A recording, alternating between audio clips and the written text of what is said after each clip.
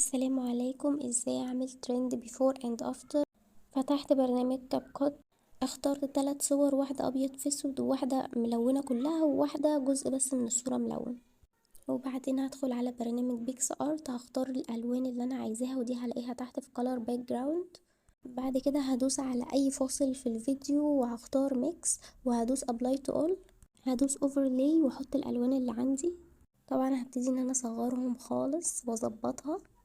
بعد ما ظبطتهم جنب بعض كده هاجي عند كل واحدة منهم وهختار انيميشن شاك داون، وهكرر ده في كل الالوان اللي انا مختارها. بعد ما ظبطتهم وكده وظبطت حجم الالوان مع الصورة وكل ده، هبتدي ان انا اقف عند اي لون منهم وهدوس اداة كي فريم دي او السمبوكسة اللي فوق. هبتدي بقى ان انا احرك اللون وبعدين ادوس النهاية بتاعت الكي فريم وخلاص كده، وهيبقى الفيديو بالشكل ده.